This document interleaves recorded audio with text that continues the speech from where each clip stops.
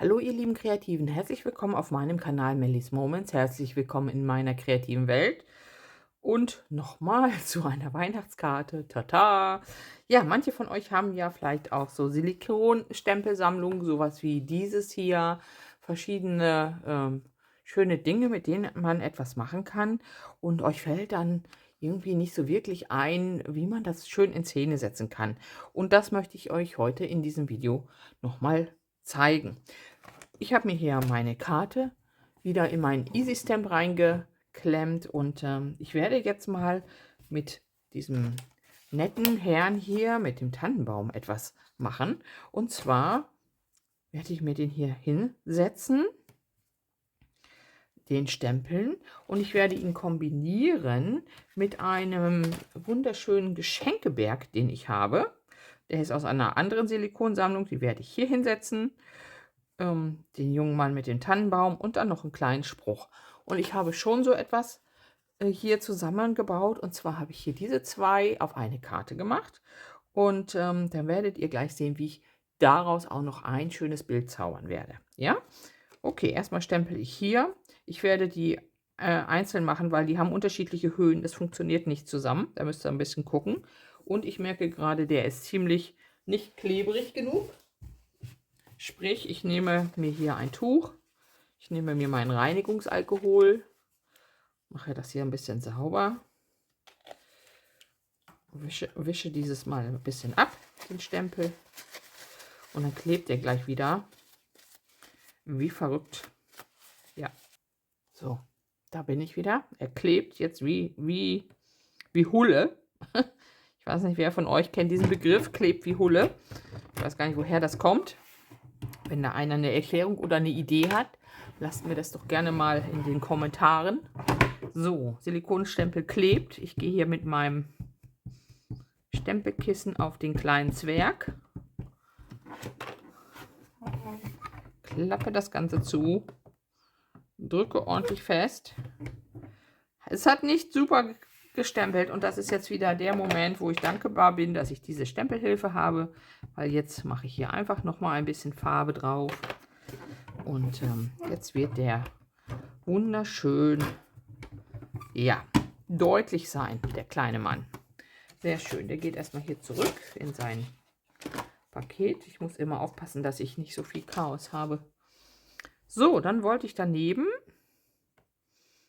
diesen Geschenkeberg machen. Und darüber mache ich dann noch einen kleinen Spruch.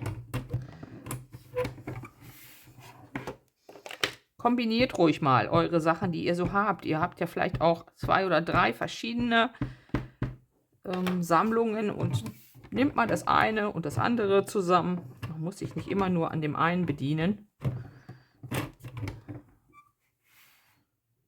Ja, da könnte noch mal ein bisschen drauf.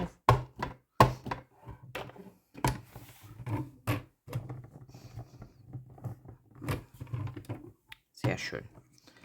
Super. So, und jetzt kommt da noch ein schöner Spruch dazu. Ach, ich nehme den hier. Frohe Festtage. Das passt doch ganz schön.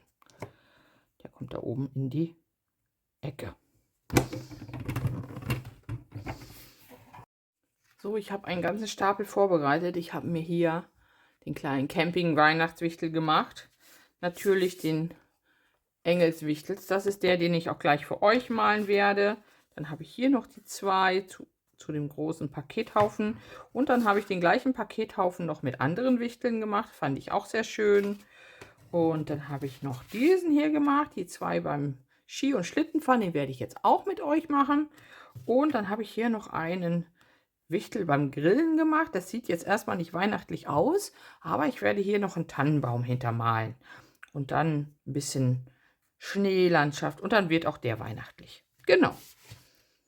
So machen wir das. Wir fangen einfach mal mit diesem hier an. Der ist ganz leicht. Na, der Schneeengel.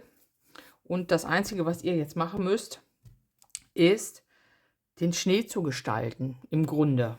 So, Schnee gestalten macht man, indem man einfach viel weiß lässt. Und drumherum halt einen Hauch von Blau macht. Und ich mache jetzt hier einfach mal in diesen Bewegungen hier, wo der Engel sich befindet, einfach hier so ein paar Halbkreise. Und den Rest werde ich dann in dunkler gestalten.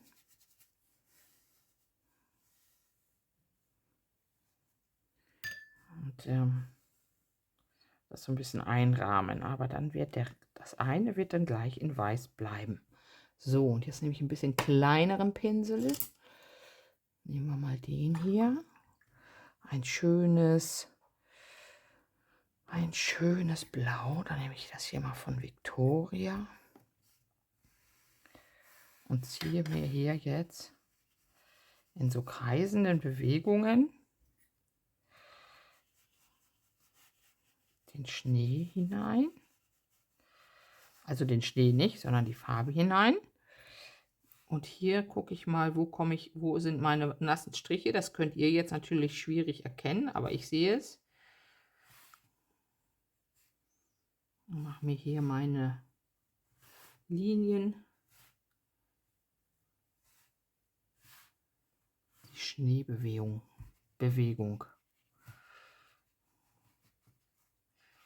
Und jetzt ist wichtig, hier keine harten Kanten zu machen, sondern das schön verlaufen lassen. Könnt ihr auch gerne hier noch mal so ein bisschen diese Wellen, ein bisschen helle Farbe zwischensetzen.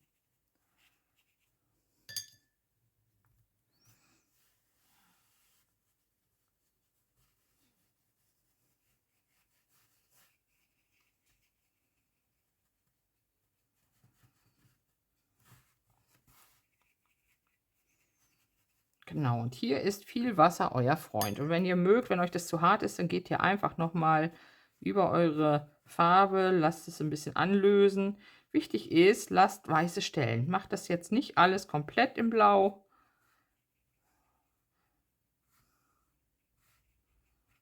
Und dann habt ihr nachher die Optik, als ob sich dieser kleine Wichtel im Schnee wälzt. Mir ist es jetzt außenrum noch ein bisschen zu hell. Darum setze ich jetzt hier noch in die feuchte Farbe noch mal ein bisschen dunkleres Blau.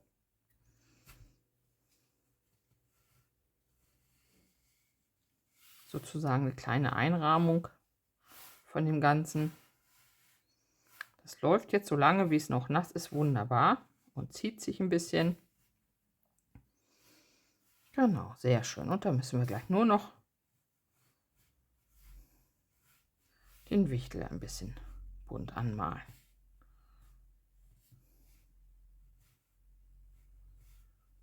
Ja, aufhören. Aufhören, bevor es zu viel wird, ne? Immer. Sehr schön. Ja, das kann jetzt erstmal eben trocknen.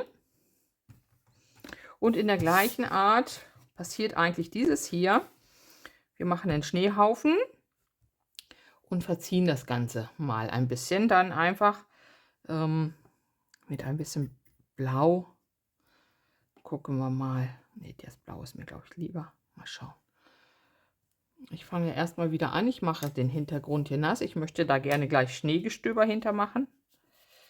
Ich male das hier ordentlich mit Wasser. Und hier unten ein bisschen.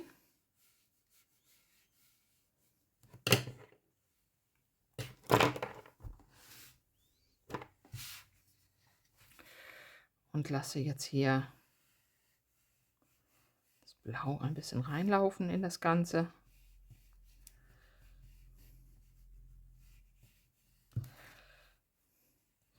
Und jetzt mache ich mit diesem Pinsel solche Schneeberge. Im Grunde deute ich die an.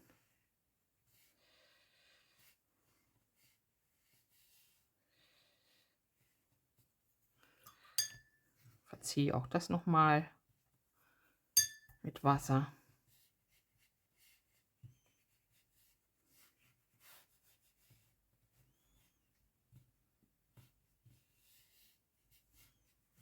Und hier oben darf es dann auch wieder ein bisschen dunkler gleich werden, weil ich auch hier nachher ein bisschen Schneegestöber drin haben möchte in dem Himmel.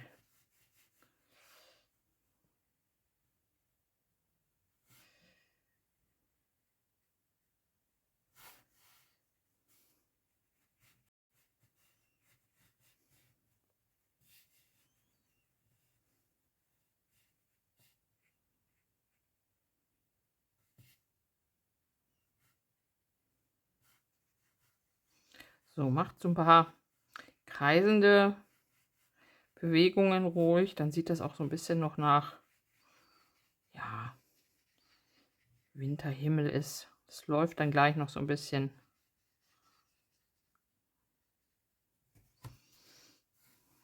Genau.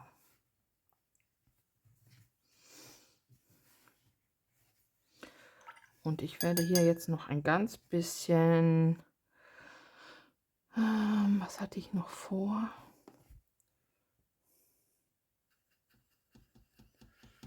So ein Grau-Blau von Victoria, Macaron.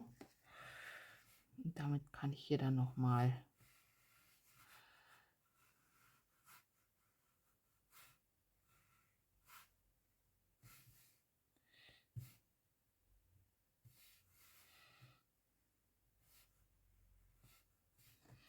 die Schneeberge, die sich da so abgrenzen, ne? Die Haufen andeuten. Sehr schön. Ich ziehe das hier noch mal mit Wasser. Wirklich, das ist nur so ein,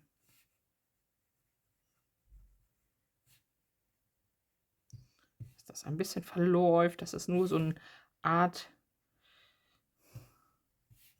ganz grober Schatten ist. Ich möchte das nicht zu farbig haben hier auf dem Schnee.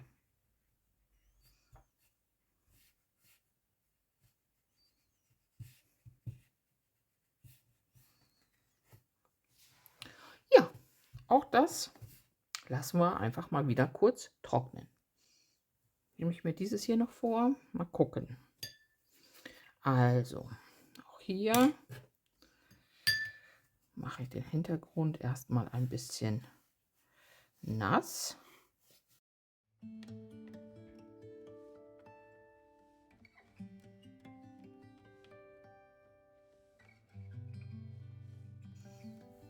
Ich werde hier gleich ein bisschen eine Fläche frei lassen, also nicht so farbig machen, weil da der Tannenbaum dann noch rein soll. Aber so kann es erstmal. Und ich fange auch hier an, von unten her ein paar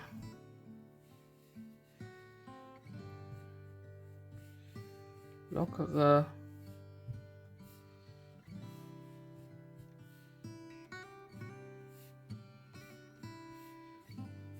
Schneehügel zu machen.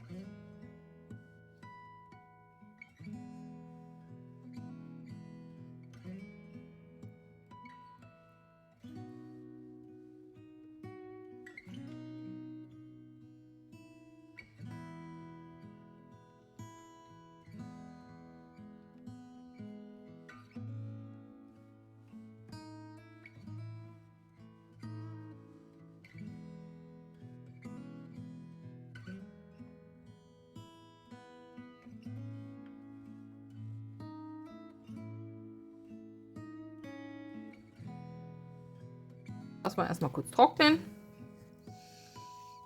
Okay, dann kann ich mal hier weitermachen. Das sieht gut aus. Das gefällt mir richtig cool mit dem Schnee, wie das geworden ist.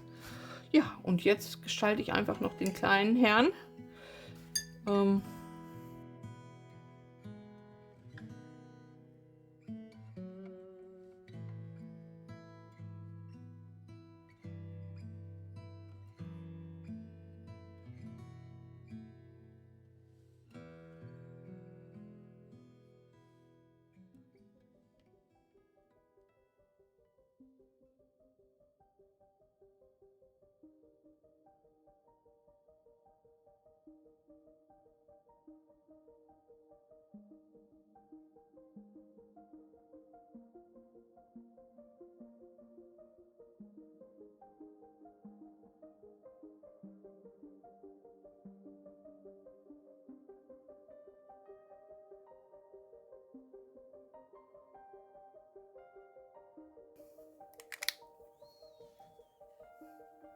Schön, süß.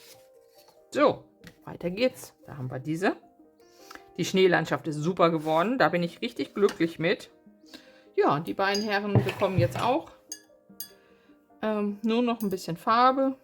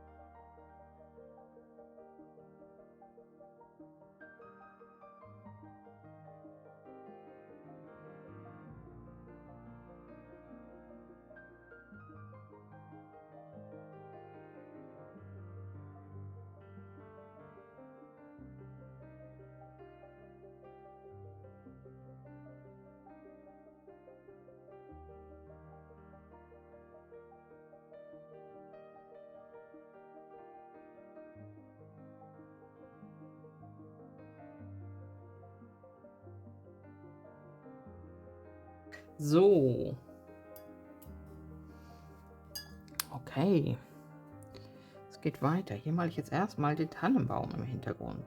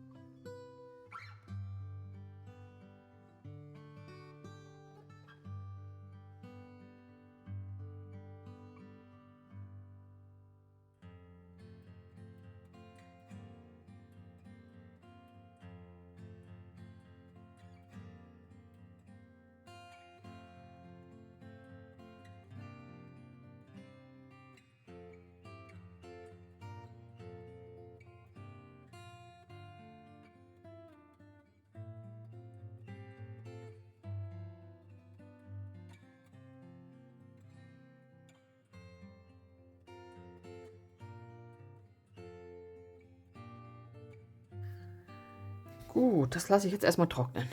So, dann nehme ich mir die Herren hier nochmal und schnappe mir mal meine.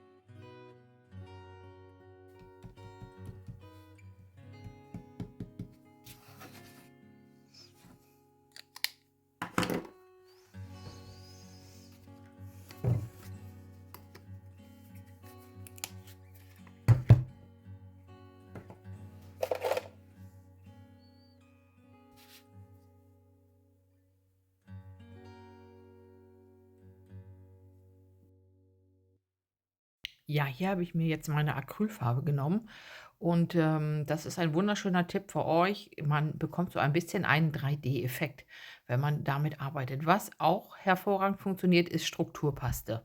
Wer Strukturpaste hat zu Hause, die ganz fein ist, kann auch damit einen ganz, ganz tollen 3D-Effekt auf solchen Winterkarten machen.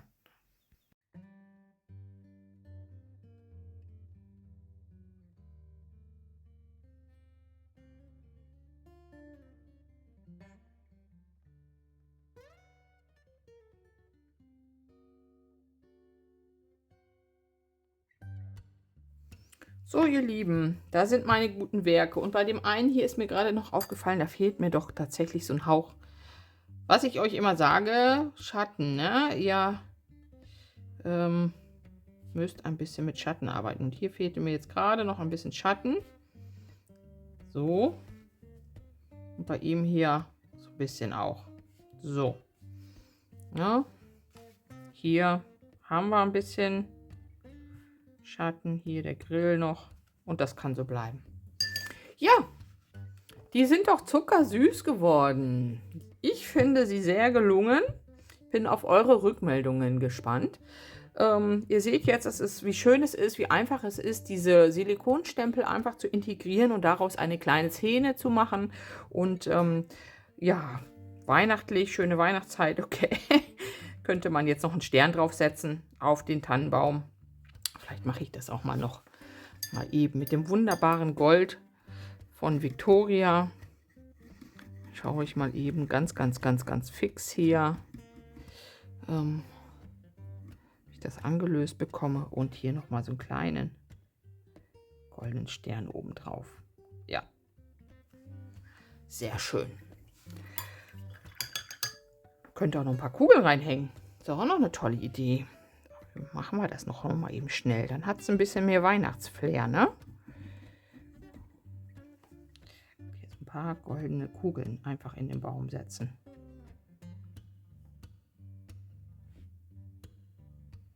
Ein Tannenbaum, der draußen geschmückt ist, sieht man ja jetzt heutzutage auch immer mehr.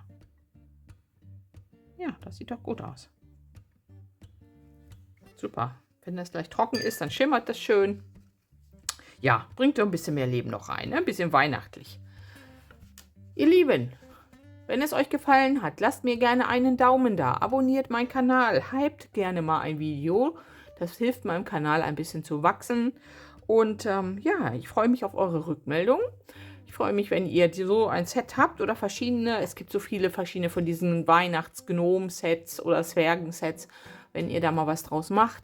Solltet ihr bei Instagram unterwegs sein, postet das doch gerne mal und packt mich mit in den Hashtag Mellies Moments. Dann weiß ich auch mal Bescheid, was ihr so Schönes zaubert.